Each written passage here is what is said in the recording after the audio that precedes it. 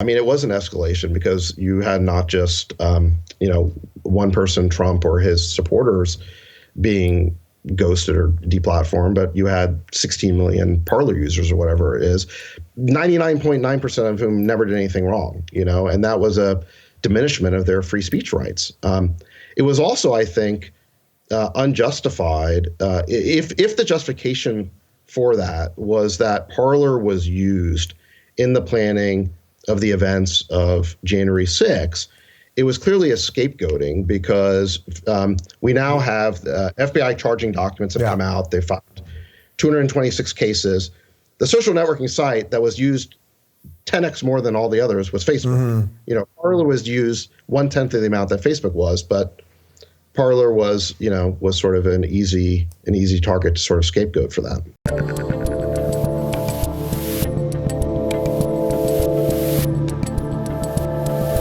Can you talk a little bit about how you think that cartel works? Because you've written a little bit about this. Like when Trump got taken out after January 6th, when they took him off Spotify and Pinterest and Twitter and YouTube, it wasn't even the ones where he was. It's like, okay, now he can't listen to music anymore either. Like, we're just going to take him out of everything. That they operate sort of as a cartel. It's like they just wait for the first mover, and then everybody sort of in a minute does the exact same thing. Well, so Jack Dorsey actually explained it. He wrote a tweet storm in which he felt the need to defend their action to permanently deplatform. Well, you had a funny comment on what he said, because it's like he does these things and then he suddenly feels very emotional about what he's done, and then he opens up about everything. Yeah, they make these knee-jerk decisions, and there's like a violent reaction to it, and then because they have a blind spot with respect to their partisan biases, and then they realize, oh, wait a second, we just did something that is a big deal, and then he comes out and gets very introspective and tries to explain it. At least he tries to explain it. That makes Jack my favorite oligarch. But what he said is that when we, Twitter, decided to ban Trump, we didn't think it was that big a deal because there were other places he could go to basically get his free speech right. And then all these other companies did the same thing. And he's right. If only one company were to, deplatform you, it might not be that big a deal. But when all of them are doing it at the same time, they're acting as effectively a speech cartel. Now, what Jack said is that that all of us, didn't collude to make these decisions, but we emboldened each other. That was his word, is embolden. It sounds a lot to me what we would call signaling in antitrust law, where you have a bunch of companies that normally compete with each other and therefore are trying to make different decisions, not all trying to get to the same decision. They're trying to compete with each other. But signaling occurs when one company does something and then all the other companies follow suit. And that's basically what's happening, is that with each incremental company that decides to ban Trump or whoever, the pressure builds on all the rest of them to do the same thing. Otherwise, they'll be subject to, letter writing campaigns and boycott and all that kind of stuff. And so, whether they're actively colluding or not, or whether it's merely just a signaling, you have the same effect, which is a cartel. So would you break them up? I mean, would you use the force of government to break up some of these companies at this point? I would seriously look at it because I think they are too powerful, but I don't think it's going to solve the speech problem for this reason. Imagine that Google is busted up into, we have kind of Google search, and then YouTube becomes its own property, and, maybe there's like a third division for enterprise. Well, I mean, YouTube's the one that we sort of care about. We're not going to divide that property up. It's still going to be run.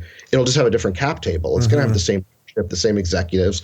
They all drink from the same sort of monocultural fountain. They all have the same ideological commitments and biases. They're subject to most of the same pressures.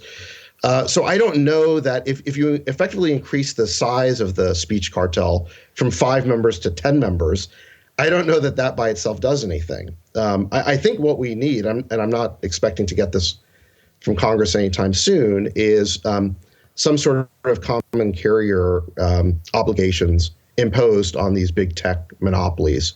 This is a proposal that came from Richard Epstein, who's a professor at the University of Chicago.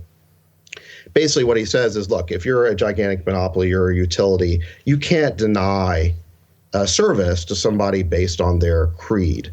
That's the non-discrimination rule that we need.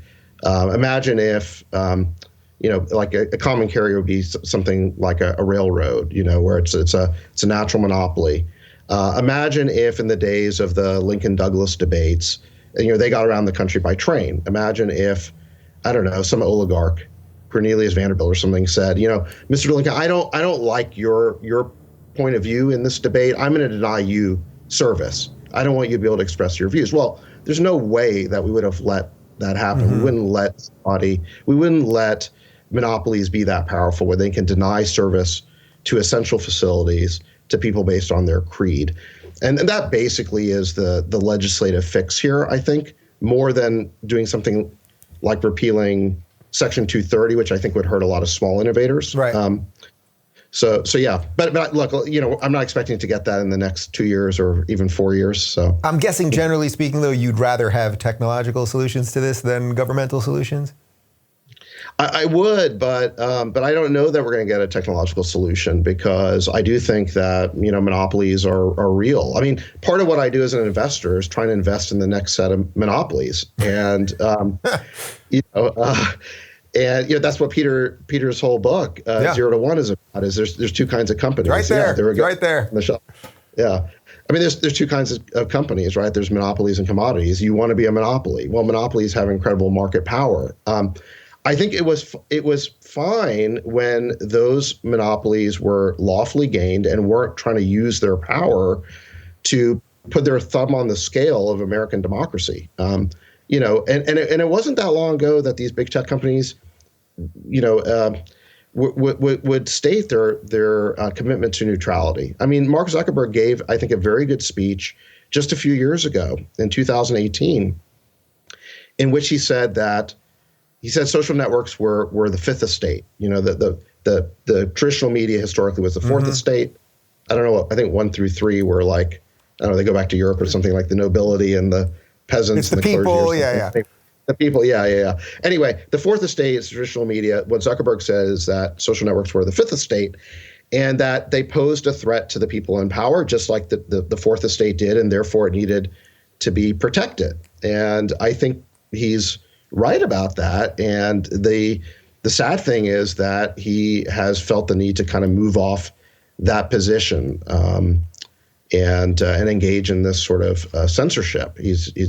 When you see these guys have to go in front of Congress, when you see Jack or Zuckerberg, I don't know if you know them personally, probably at least somewhere in the circles or somewhat close, but when you see them have to, basically be arguing with people who have so little understanding of what the real issues are or any of that stuff, does it just drive you crazy to see it? It's a little painful, because the people doing the questioning by and large don't have the knowledge or ability to kind of interrogate these CEOs the way that they should. But some of them do. There have been some interesting moments where these CEOs get questioned and sort of dressed down. I mean, there's a lot of theater. It's very performative. There's a lot of grandstanding. I mean, I don't really know how much progress gets made in these hearings, but the point of it, I think, is valid, which is you have a handful of tech oligarchs who now control the public square, and they've appropriated to themselves a vast power to decide who has access and which views have access and which views they're going to silence and censor and basically ghost. And no one elected them to have that power. And I think we should be rightly concerned about that. And I think we should question them about how they are wielding that power. How much of an escalation do you think it was when Parler got nuked by Amazon? Because that was completely different, taking away servers, than taking away speech of an individual person. Yeah, I mean, it was an escalation because you had not just one person, Trump, or his supporters being ghosted or deplatformed, but you had 16 million Parler users or whatever it is, 99.9% of whom never did anything wrong, and that was a diminishment of their free speech rights. It was also, I think, unjustified. If the justification for that was that Parler was used in the planning of the events of January 6th, it was clearly a scapegoating, because we now have FBI charging documents have come out. They found 226 cases. The social networking site that was used 10x more than all the others was Facebook. Parler was used 1/10 of the amount that Facebook was, but Parler was sort of an easy target to sort of scapegoat for that. Is that purely because of sort of the cartel mindset that you were discussing before? Like there's however many people or companies are involved in the cartel, and here's just this new guy. So it's like, well, they are competition. There are 21 million people over there. May as well just take them out, right? Yeah, I mean, I think they're an easy target. I think Facebook clearly was eager to deflect blame onto Parler. There was actually a pretty good article in the Washington Post about that, calling Facebook out on that, pointing to the fact that they had a lot more of this problematic content than Parler did.